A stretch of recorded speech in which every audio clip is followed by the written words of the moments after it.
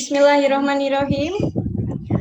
Assalamualaikum warahmatullahi wabarakatuh. Salam sejahtera untuk kita semua. Shalom, Om Swastiastu, Namo Buddhaya, salam kebajikan. Yang terhormat Bapak Dekan Fakultas Vokasi Universitas Airlangga, Profesor Dr. Anwar Ma'ruf, MKes DRH. Yang terhormat Rizka Nurrosdiana, SE, MAK, dosen Fakultas Vokasi Universitas Airlangga. Yang terhormat Ibu Dr. Rida Perwitasari, SE, MAKS, AK, CA, CPA dari Ikatan Akuntan Indonesia. Yang terhormat para peserta seminar nasional pada pagi hari ini yang berbahagia. Selanjutnya akan ada sambutan. Sambutan akan disampaikan oleh Ketua Himpunan Mahasiswa D3 Akuntansi. Kepada Saudara Angger Muhammad Noval Fadil dipersilahkan. Terima kasih atas kesempatannya. Assalamualaikum warahmatullahi wabarakatuh. Selamat pagi dan salam sejahtera bagi kita semua. Yang kami hormati, tentunya Bapak Dekan Fakultas Vokasi Universitas Airlangga, Profesor Dr. Anwar Ma'ruf, MKes DRH.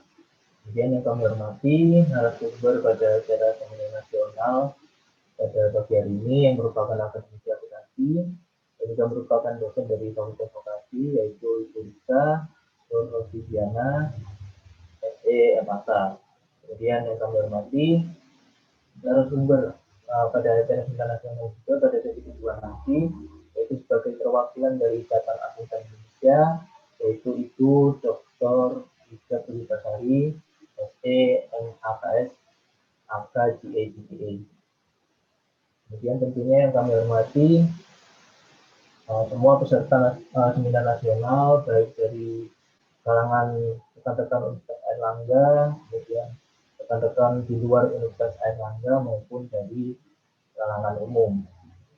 Sama-sama marilah kita panjatkan puji syukur dari Allah Subhanahu wa Ta'ala, karena berkat rahmat dan hidayahnya kita semua masih diberi kesempatan dan kesehatan untuk dapat mengikuti acara seminar nasional pada pagi hari ini dengan tema yaitu pengaruh masa pandemi dan krisis ekonomi terhadap perlakuan akuntansi. Waalaikumsalam. Baik, terima kasih untuk Saudara Angger atas sambutannya. Selanjutnya adalah sambutan dari Dekan Fakultas Vokasi Universitas Airlangga, Bapak Profesor Dr. Anwar Ma'ruf, MKes DRH. Kepada Pak Anwar, dipersilahkan. Baik, Assalamualaikum warahmatullahi wabarakatuh. Selamat pagi, salam sejahtera untuk kita semuanya. Mohon maaf, kami tidak buka videonya karena kami dalam perjalanan menuju ke Lamongan untuk melakukan pengabdian masyarakat. Jadi, pertama-tama yang terhormat Ibu Pembina atau Ibu Pembicara pada dalam seminar nasional akuntansi beserta kompetisi akuntansi pada pagi hari ini. Pada yang terhormat Bapak Pembina Hima, Bapak Nugroho ya. Terima kasih atas kegiatan yang sangat baik dilaksanakan pada pagi hari ini. Kami sampaikan juga kepada yang sangat kami sayangi, para mahasiswa akuntansi, D3 Akuntansi, Fakultas Vokasi Universitas Airlangga, walaupun pada pagi hari ini, hari Sabtu, masa pandemi, ternyata kalian mempunyai kegiatan yang sangat bermanfaat untuk pengembangan kompetensi kalian nanti begitu lulus dari Fakultas Vokasi.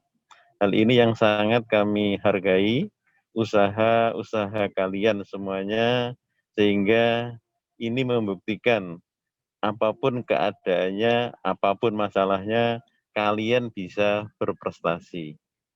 Dalam kaitannya dalam ini adalah berprestasi membuat suatu kegiatan yang nantinya ini bisa bermanfaat kepada masyarakat secara umum. Kemudian yang sangat kami hargai juga pada ini taraf pagi hari ini adalah seminar nasional ya, Dek ya. Ya, seminar nasional dan pesertanya berarti kan secara nasional juga.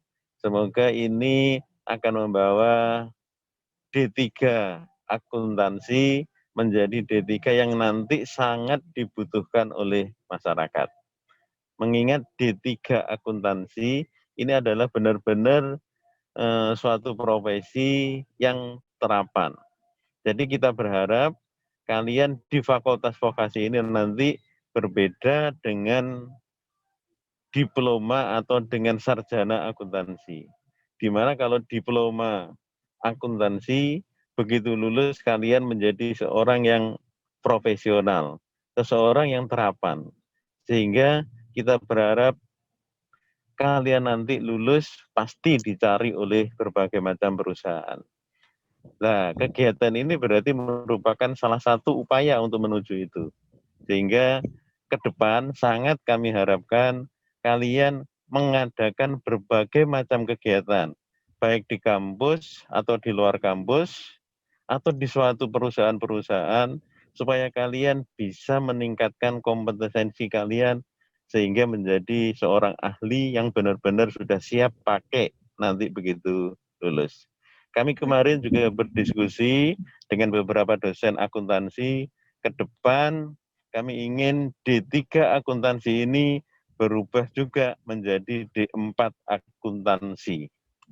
Ya, jadi kita berharap nanti D3 ini juga dibutuhkan apa yang disebut sekarang D4 akuntansi. Ya.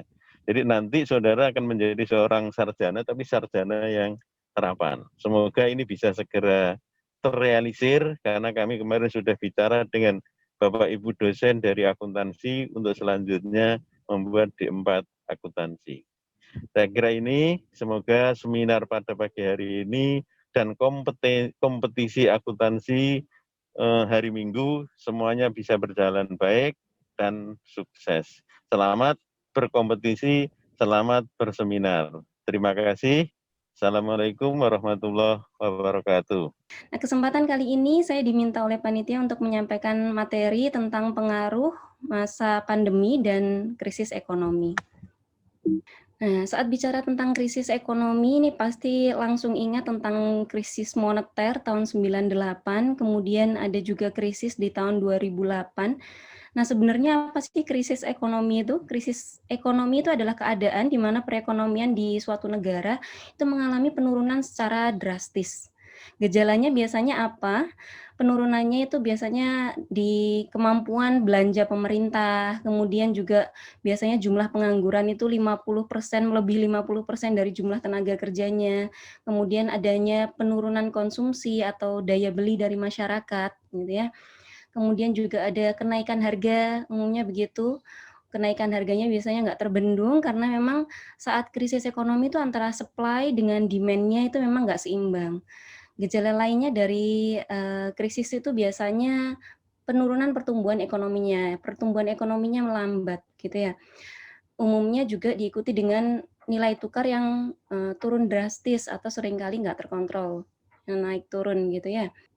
Nah, nggak cuman akomodasi dan makan minum, yang lainnya juga terdampak nih di sini, ada jasa lainnya, transportasi, pergudangan. Nah, kalau kalian ingat kemarin pas waktu PSBB nih, transportasi sempat nggak boleh jalan, ya kan, pesawat, kereta, kendaraan umum sempat nggak boleh beroperasi untuk memutus rantai penyebaran COVID-19. Nah, nggak cuman industri terdampak negatif, ada juga yang terdampak positif.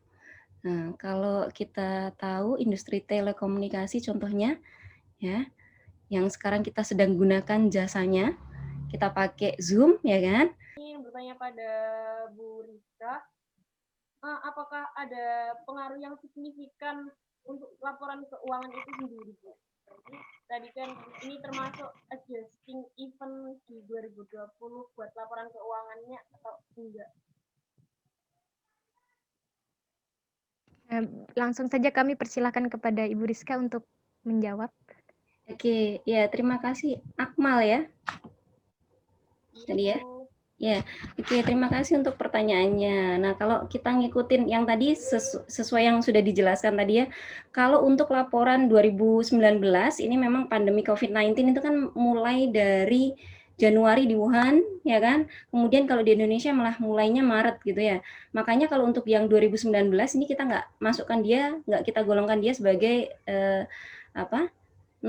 dia merupakan dia nggak berpengaruh gitu ya, kan? Nah, non-adjusting event gitu kan. Nah, tapi kalau memang perusahaannya dia punya ending period di 2020, ya kan? Di 2020 misalnya misalnya Juli 2020 gitu kan, maka dia memang akan menjadi adjusting event. Gitu ya. Dia memang akan menjadi adjusting event. Apa ya berikutnya kalau kita itu pengen biar accounting ini nggak mati? Berikutnya adalah kita harus dipenuhi oleh orang-orang yang penuh kompetensi. Kita dipenuhi oleh orang-orang yang mempunyai semangat yang tidak pernah lelah untuk belajar. Learning long life education itu harus dimiliki itu ya, agar accounting ini nggak mati. Terus Bu, benar nggak sih Bu, accounting itu nanti akan mati karena digantikan oleh robot gitu ya? Digantikan oleh mesin-mesin, digantikan oleh computerized, karena kita hidupnya udah di era IA, intelligence artificial. Loh, kalau seperti itu nanti manusianya nggak kepakai semua dong, Bu. Nah, itu kalau nggak manusianya nggak kepakai semua, mungkin dalam konteks ketika manusia itu nginputin data hanya sebatas dia sebagai penginput data, debit, kredit, itu mungkin nggak akan digunakan. Tapi ingat, manusia itu bukan robot yang dimana manusia itu punya judgment, punya skeptisme profesional, punya judgment profesional, di mana seorang manusia itu mempunyai sesuatu ya, pengambilan keputusan itu yang dilandasi nggak hanya berasal dari sistematis, berasal dari dasar teori, dasar kalkulasi 1 tambah 1, tapi dia bisa digabungkan dengan judgment atau kebijakan-kebijakan yang terjadi. Ya.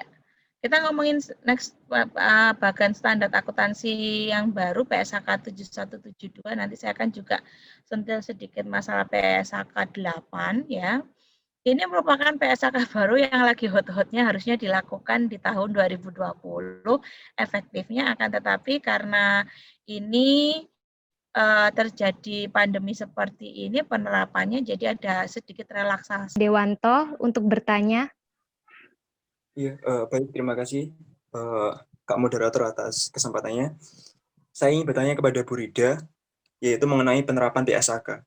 Perbedaan antara PSAK 23 dengan PSAK 72 itu dari segi mana, Bu ya?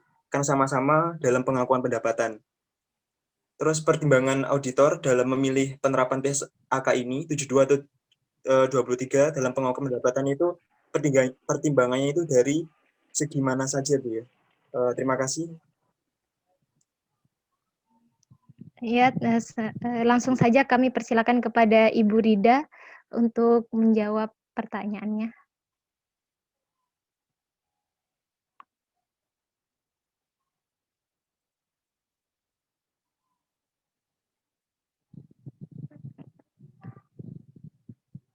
Apakah Ibu Rida masih ada di forum ini ya?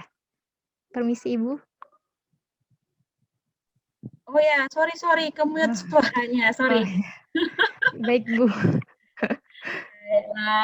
Oke, Mas Rohayat Dewanto, bagus sekali pertanyaannya ya. PSAK 23 itu dihapus sejak adanya PSAK 72. PSAK, betul?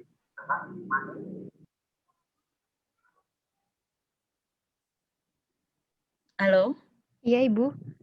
Ya, sorry tadi ada suara.